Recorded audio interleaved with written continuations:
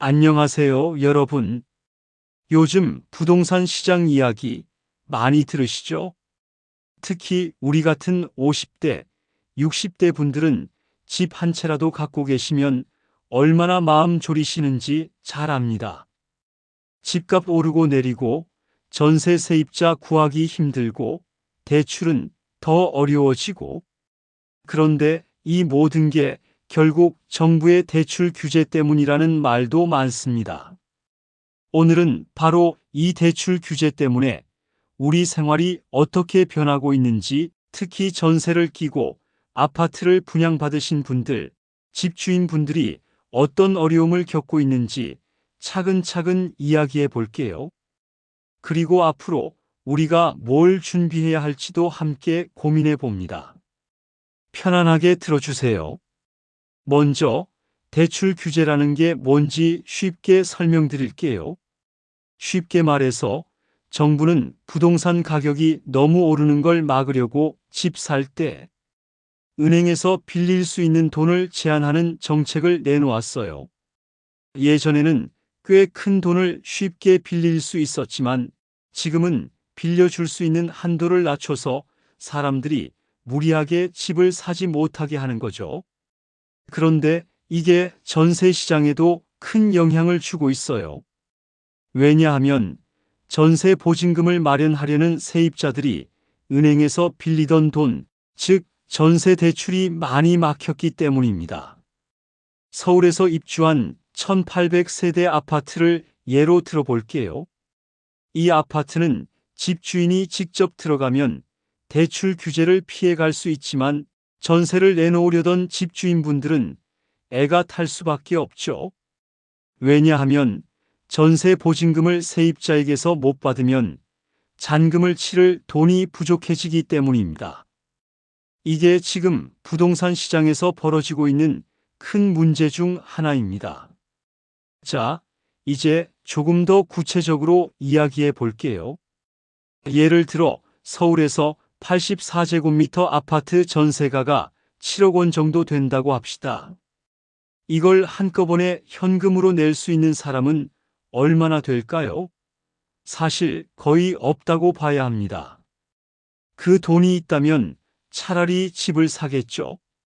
그래서 대부분의 세입자들은 은행에서 전세 대출을 받아서 보증금을 마련해 왔는데, 최근엔 이 전세 대출이 많이 막히면서 세입자를 구하는 게 하늘의 별 따기가 된 겁니다. 그러니 집주인들은 전세 보증금을 받지 못해 잔금을 치르지 못하고, 세입자들은 전세금을 마련하지 못해 집 구하기가 어렵고, 결국 부동산 시장 전체가 숨을 죽이는 상황에 빠진 거예요. 더구나 오늘부터는 3단계 스트레스 DSR이라는 대출 규제가 시행돼서 집을 사려는 사람들도 대출 한도가 더 줄어들게 됐습니다. 쉽게 말하면 빌릴 수 있는 돈이 훨씬 적어졌다는 거죠. 그래서 집 사려는 분들은 자금 계획을 다시 꼼꼼히 점검해야 하는 상황입니다. 갭 투자라는 말 들어보셨죠? 쉽게 말하면 전세 보증금을 끼고 집을 사서 나중에 집값이 오르면 차익을 보는 투자 방식입니다. 예를 들어 집값이 10억인데 전세 보증금이 7억이라면 집주인은 3억만 자기 돈으로 내고 집을 샀다고 볼 수 있죠. 이걸 갭 투자라고 하는데, 집값이 오르면 3억 투자해서 몇 억은 벌 수 있으니 투자자들이 많이 했습니다. 그런데 정부는 이 갭 투자를 막기 위해 대출 규제를 강화했어요. 대출을 줄이면 전세 자금 대출도 막히고 세입자 구하기가 어려워지고, 결국 이 방식이 어려워진 거죠. 그래서 지금은 집주인도 세입자도 모두 어려움을 겪는 시장 상황이 됐습니다. 여러분, 구체적인 이야기 하나 들어볼까요? 서울에 사는 55세 김모 씨는 몇 년 전 자녀 결혼 준비를 위해 서울 근교에 아파트를 분양받았어요. 그때만 해도 전세를 끼고 잔금을 치르는 게 가능했는데, 요즘은 전세 세입자가 잘 안 들어오니 잔금 치르기가 점점 어려워지고 있다고 합니다. 전세 보증금을 받지 못해 은행 대출에 의존해야 하는데 대출도 쉽지 않아요. 며칠 전 김 씨가 이렇게 말했는데 그 걱정이 참 현실적입니다. 또 60대 박모 씨는 이번에 새로 이사하려고 했는데 전세 대출이 막혀서 전세금 마련이 쉽지 않다고 해요.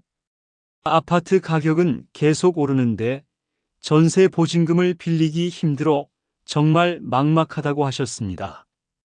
이런 사례는 우리 주변에도 꽤 많습니다. 그래서 우리가 더욱 신중하게 상황을 파악하고 준비해야 합니다. 전문가들은 이번 대출 규제가 오래 가지 않을 거라고 보고 있습니다.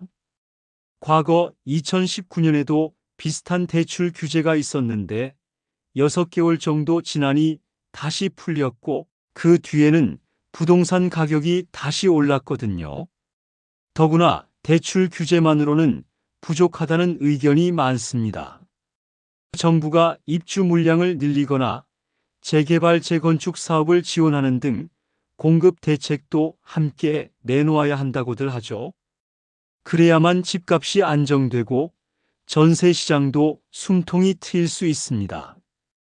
여러분, 이제는 우리가 어떻게 대처해야 할지 말씀드릴게요.